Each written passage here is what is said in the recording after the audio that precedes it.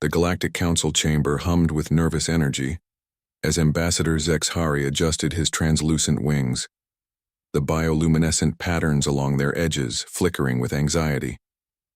Around the vast circular amphitheater, representatives from 47 different species sat in tense silence, all eyes focused on the human delegation seated in the newcomers section. Ambassador Sarah Chen maintained her composure, though she couldn't shake the feeling that something was terribly wrong. In the 3 years since humanity had been inducted into the Galactic Council, they'd experienced nothing but cautious optimism from their alien allies. Today felt different. Honored humans, Zexhari began, his voice carrying the melodic undertones of his species. We have called this emergency session to warn you of a grave threat.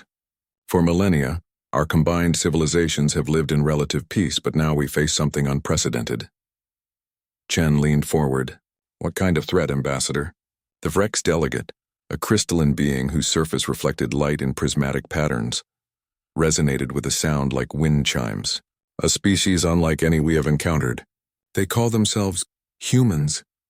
The word hung in the air like a death sentence. Chen felt her blood run cold as confused murmurs erupted from her delegation behind her. I'm sorry, she said slowly, but I think there's been some misunderstanding. We are humans. Zexhari's antennae twitched nervously. No, dear Ambassador. You are the peaceful humans of Sol 3, recently welcomed to our council. These others, they come from a place they call Earth. Dr. Marcus Webb, the mission's xenobiologist, stood up abruptly.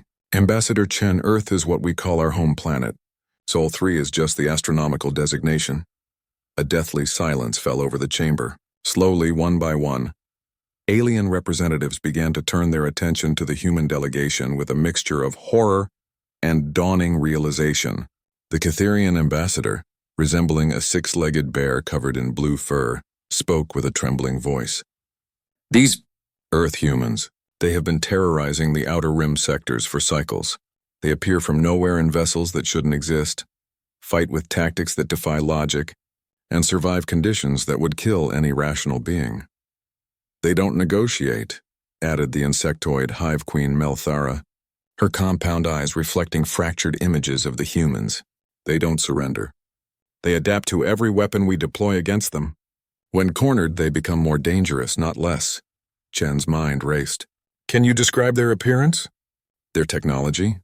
Zexhari activated a holographic display, and suddenly the chamber filled with footage from various encounters. Chen watched in growing amazement as scenes of human soldiers, human ships, and human colonies flashed before her eyes. But these weren't peaceful exploration missions like their own. The footage showed human vessels diving directly into asteroid fields that would crush any sane pilot. Human soldiers charging through toxic gas clouds while their armor melted. Human colonists building settlements on worlds with gravity that should have liquefied their bones. They fight without regard for casualties, the Vrex delegate continued. Not because they don't value life, but because they seem incapable of accepting defeat. We've seen isolated units continue fighting for days after being cut off from support. We've witnessed their wounded dragging themselves into battle rather than retreat, Dr. Webb whispered to Chen. Those are human tactics, asymmetric warfare, adaptive strategies. That's exactly how we'd fight if we were outgunned. There's more, Zexhari continued grimly. Their vessels are primitive by our standards, crude fusion drives, kinetic weapons, chemical explosives. Yet they've defeated fleets equipped with our most advanced technology. They use their own ships as weapons, ramming our dreadnoughts with vessels a fraction of their size. The Catherian ambassador's fur stood on end. They've weaponized everything. Their cargo containers are bombs. Their rescue shuttles are gunships.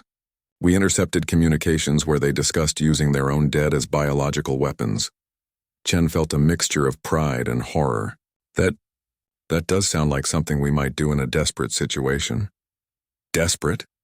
The Hive Queen's voice rose to a shriek. They laughed during combat. We have recordings of them making jokes while under fire, singing while their ships are being destroyed, and making bets on suicide missions. The holo display shifted to show long-range scans of human space. Dozens of worlds, hundreds of ships, all bearing the same insignia that Chen recognized from her own mission patches. How long have they been out there? She asked quietly. Our best estimates suggest their expansion began roughly 200 of their solar cycles ago, Zexhari replied. They call it their colonial period. They spread to 17 systems before we even detected them. Dr. Webb stood up, his voice carrying across the silent chamber. 200 years ago, we launched the first-generation ships. Colony missions with skeleton crews and frozen colonists. We lost contact with them within decades.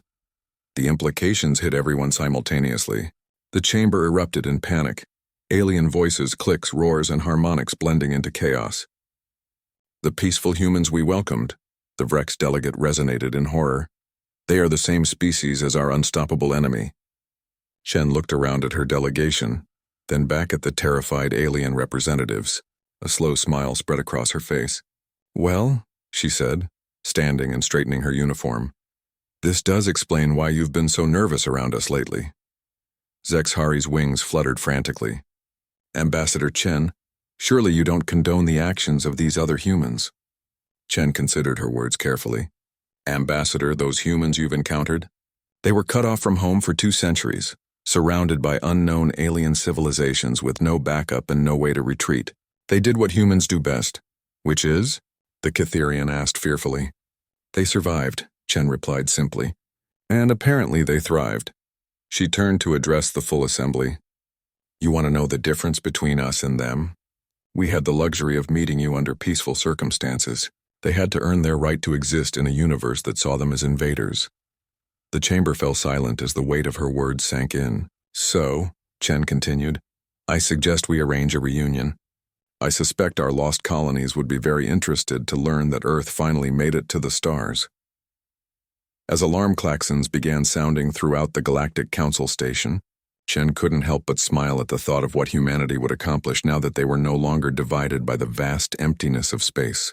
After all, if a few hundred isolated colonists could terrify half the galaxy, what could a united humanity achieve?